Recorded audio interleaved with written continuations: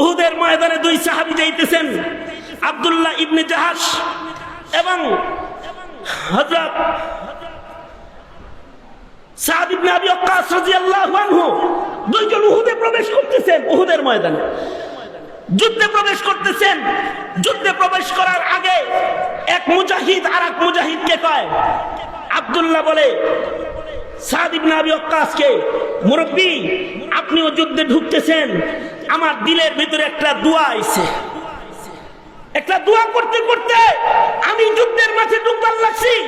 আপনি যদি আমার দোয়াটায় আমিন বলতেন, আর আপনি একটা দোয়া করেন, আপনার দোয়াটায় আমি আমিন বলি, তবে একজনের দোয়া আর একজন শুনবে না। আপনি মনে মনে দোয়া করবেন, আমি জোরে করে আমিন বলবো, আমি জোরে করে দোয়া করব, আমি আস্তে দোয়া করব, আপনি জোরে করে আমিন বলবেন। দুইজনে মিলে দুইজনের দোয়ায় আমিন বলছে। এবার ঢুকার আগে বলতেছে, আপনি ঢুকবেন এই দিকে, আমি ঢুকবো এই দিকে। আমার গোত্রের লোক এই পাশে যুদ্ধ করতেছে, আপনার গোত্রের লোক ওই পাশে। আচ্ছা দোয়াটা করলেন কি একটু শোনানো যায়? কি দোয়া করছেন মনে মনে? না, যার যার দোয়া আল্লাহর সাথে হয়ে গেছে, এটা আরেকজন শোনানোর দরকার নেই। না শোনান না, তো তুমি কি দোয়া করছো? আপনার টাকে শোনান, তাহলে আমারটা বলবো। সাদ ইবনে আবি ওয়াক্কাস বলে, আমি দোয়া করেছি, ও আল্লাহ আমি উহুদের মাঠে যাইতেছি, একটা হৃষ্টপুষ্ট বড় শক্তিশালী কাফেররে আমার সামনে খাড়া করে দিও, যার কাছে অনেক মাল আছে, আর আমাকে তুমি শক্তি দিও, আমি যেন ওকে এক আঘাতে পরাস্ত করে দিতে পারি, আর ওর মালগুলা গনিমত হয়ে যায়। আমি এই গনিমত নিয়ে মদিনায় ঢুকলে মদিনাবাসীর ফায়দা হয়ে যাবে, আমি গাজী হয়ে যাব। নবীর সাথে যুদ্ধ করতে দুশমন আসছে, দুশমন পরাস্ত হয়ে যাবে। আল্লাহ তুমি আমাকে শক্তি দাও, আর এমন পরিবেশের মুখোমুখি আমাকে করে দিও। আব্দুল্লাহ তুমি আমার এই দোয়ায় আমিন বলেছ। সাদ ইবনে আবি ওয়াক্কাস বলে, আব্দুল্লাহ তুমি কি দোয়া করেছো? তুমি কি দোয়া করেছো? আমি দোয়া করেছি, ওগো আল্লাহ মুমিন আর মুশরিকরা মুখোমুখি হবে, কিছু মানুষ তো শহীদই হবে। ওগো আল্লাহ সেই শহীদের লিস্টে যেন আমি আব্দুল্লাহর নাম চলে যায়, কারণ তোমার দরবারে হিসাব দিয়া জান্নাতে যাওয়ার মতো শক্তি আমার নাই। আমি একটু বিনা হিসাব জান্নাত পেতে চাই। তাই উহুদ প্রান্তরে যারা শহীদ হবে তাদের ভিতরে ওগো আল্লাহ তুমি আমার নামটা উঠাইয়া লইও। আর একটা দরখাস্ত হলো, ওগো আল্লাহ তুমি যখন বিচার করবে তখন তুমি মুখে তালা দিবে। আলিয়াউমা নাখতিমু আলা আফওয়াহিহিম ওয়া তুকাল্লিমুনা আইদিহিম। ওগো আল্লাহ তুমি আমার মুখে তালা দিবে, হাত কথা বলবে, পা কথা বলবে, কান কথা বলবে, চোখ কথা বলবে, আমার আযা অঙ্গ প্রত্যঙ্গ কথা বলবে। ওগো আল্লাহ শহীদ বানাইবার একটা আলাদা দাবি হইল, আমাকে এমন একটা শহীদ বানাইবা যেন দুশমনরা আমার হাত কাইটটা লইয়া যায়, যাতে আমার বিপক্ষে সাক্ষী দেওয়ার হাত হাসরের মাঠে আমার দেহে না রয়। দুশমনরা যেন আমার পা কাইটা লইয়া যায়, আমার পা যেন আদালতে কিবরিয়াতে আল্লাহর দরবারে আমার বিপক্ষে দাঁড়ায় না যায়। দুশমনরা যেন আমার চোখ খুলে লইয়া যায়, আমার চোখ যেন আদালতে কিবরিয়াতে আমার বিপক্ষে না দাঁড়ায়। দুশমনরা যেন আমার কান কেটে লইয়া যায়, আমার কান যেন আদালতে কিবরিয়াতে সাক্ষী দিতে না দাঁড়ায়। আমি যেন মুসলা অবস্থায় আল্লাহর আদালতে দাঁড়াতে পারি। আশ্চর্য দোয়া তাদের, তা ফেরত দেন নাই, আল্লাহ তাআলা তাদের দোয়া কবুল করে নিছে। কিন্তু আমাদের দোয়া কবুল হয় না।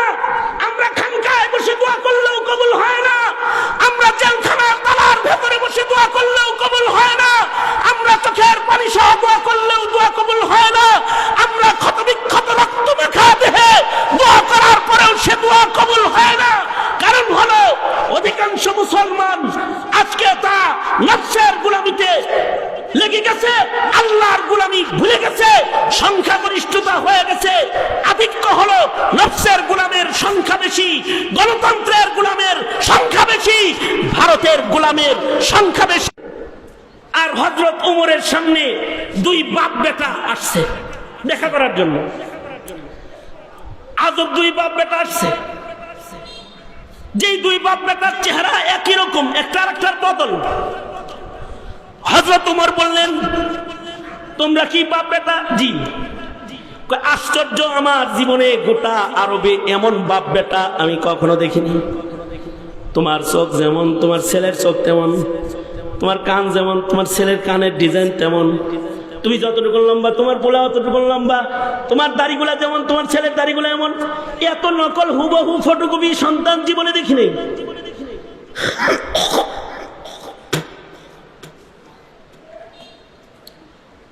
আগন্তুক বলে, আমিরুল মুমিনিন, যেহেতু আমার সন্তান দেখে আশ্চর্যান্বিত আপনি হলেন, তাহলে এমন আশ্চর্য সন্তান আমি কেমনে পাইলাম এটা শুনবেন না? অবশ্যই শুনবো, বলো বলো। লোকটা বলে, আমিরুল মুমিনিন বিয়ে করেছি, বিবির পেটে বাচ্চা এসে গেছে, গর্ভ, বাচ্চাটা আস্তে আস্তে বড় হয়েছে, 6 মাস 7 মাস হয়ে গেছে, কয়দিন পরে বাচ্চা প্রসব হবে। এমন সময় জিহাদের আযান কানে চলে আসলো। নফস বলে বিবি বাচ্চার খেদমত করি, কিন্তু আল্লাহ বলে যুদ্ধে যেতে। আমিরুল মুমিনিন নিজের বিবির কাছ থেকে বিদায় নিয়ে ঢাল তরবারি হাতে আমি যুদ্ধের জন্য রওনা করলাম। বিবি আমার বলে, পেটে বাচ্চা রেখে যাচ্ছ, কি হবে আমার? তুমি যাচ্ছ যুদ্ধে, কেমনে কি হবে? আগন্তুক বলে, আমিরুল মুমিনিন, আমার বিবি যখন বাচ্চা প্রসবের চিন্তায় কাঁদতেছিল, তখন আমি আমার বিবির পেটে হাত রেখে বলেছিলাম, আস্তাউদিউল্লাহ মা ফি বাতনিক, তোমার পেটে যা আছে এগুলোকে আমি আল্লাহর হাওয়ালা করে গেলাম। তোমার পেটে আমার যে বাচ্চা আছে এটাকে আল্লাহর হাওয়ালা করে গেলাম। দোয়াটা উচ্চারণ করার সাথে সাথে আমার বিবি নীরব হইয়া যায়। বিবিকে টাকা পয়সা দিয়ে বাচ্চা পেটে রেখে আমি যুদ্ধের ময়দানে চলে যাই। যুদ্ধ সময় লম্বা হইতে থাকে। হঠাৎ করে একদিন আমি খবর পাই যে আমার বিবির ইন্তেকাল হয়ে গেছে এবং আমার বাচ্চাটা প্রসব হয় নাই। বিবির পেটের ভেতরেই আমার বাচ্চা। মহল্লার লোকেরা আমার বাচ্চা আর আমার বিবিকে, যেহেতু বাচ্চা বের হয় নাই, বাচ্চা সহ মাইয়িতকে কবরে রেখে দিয়েছে। কিছুদিন পরে যুদ্ধ শেষ হয়ে গেলে আমি বাড়িতে এসেছি। বাড়িতে এসে শুনি লোকদের মুখে গুঞ্জন, কয় জানো জানো জানো, তোমার বিবিরে যে কবরে রাখা হয়েছে ওই কবরে রাতের গভীরে আগুন দেখা যায়। আর কিসের আওয়াজ যেন শোনা যায়। লোকটা বলে, আমিরুল মুমিনিন, আমার বিবি ছিল আবেদা, সালেহা, জাহেদা, কানেতা, আশিকা, মুমিনা। পেটে সন্তান লয়ে মারা গেছে, তার কবরে আগুন হয় কেমনে এটা আমার বুঝে আসে না। ঘটনা অবজার্ভ করার জন্য আমি রাতের অন্ধকারে বিবির কবরে গেলাম। মানুষ বলে রাতের বেলায় নাকি আগুন দেখা যায়। আমি একদিন রাতের বেলায় রাতের আধারে সে কবরের পরে গেলাম। সত্যই দেখি কবর থেকে আগুন বাইরে বের হয়ে আসে। কাছে থেকে ঘটনা দেখার জন্য কবরের খুব কাছাকাছি চলে গেলাম, কিন্তু আজব একটি দৃশ্য আমি দেখতে পেলাম। ওগো আমিরুল মুমিনিন, দেখি আমার বিবির ঘরটা বিশাল একটা প্রশস্ত বাগানের মতন একটি ঘর। আর বাগানের ওই কিনায় রাতের বেলায় আলোর ইন্তজাম একটি বাতি। কখনো কখনো বাতাসে আগুনগুলো কবরের উপরে উঠে যায়। কবরটা একটা আলোকিত কবর। কাছে যাইয়া দেখি আমার বিবি আমার সন্তান কোলে করে দুগ্ধ পান করাচ্ছে। আমি কবরের পারে যায় দাঁড়াইতে, বিবি আমার দাঁড়িয়ে যায় আর বলে, স্বামী গো, যুদ্ধের ময়দানে গেলা, মুজাহিদ হিসাবে দরজায় দাঁড়ায় দোয়া করলা, আস্তাউদিউল্লাহ মা ফি বাতনিক, আমার পেটে যেটা আছে এটারে আল্লাহর হাওয়ালা করলা, কিন্তু আমারে আল্লাহর হাওয়ালা করলা না। স্বামী গো, তোমার সন্তান হয়ে আমি কবরে আসছি ঠিক, কিন্তু যার হাওয়ালা করে তুমি সন্তান আমার পেটে রেখে গেছো, তোমার মনিব তোমার সন্তানকে কবরে আমার পেটে জিন্দা রেখেছে। এ সন্তান কবরে প্রসব হয়েছে, ফেরেশতারা নিগরানি করেছে।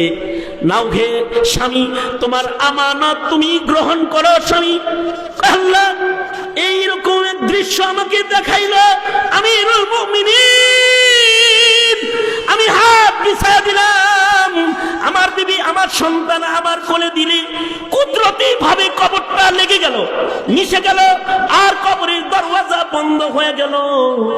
আমিরুল মুমিনিন, যে সন্তানটাকে হুবহু আমার মতো আপনি দেখতে পাচ্ছেন, এই সন্তানটা হলো আল্লাহর কাছ থেকে মজলুম জবাবে কবুল করানো সন্তান। যখন যুদ্ধের ময়দানে যাচ্ছিলাম তখন কবুল করেছিলাম সেই সন্তান। তাদের দোয়া এরকম কবুল হইতো, কিন্তু আমরা কোরআন কারীম সামনে নিয়ে বসে থাকি, আমাদের দোয়া কবুল হয় না। হাদিসের দার্সে বসে থাকি, আমাদের দোয়া যেন কবুল হয় না, আমরা যেন রহমত পাই না।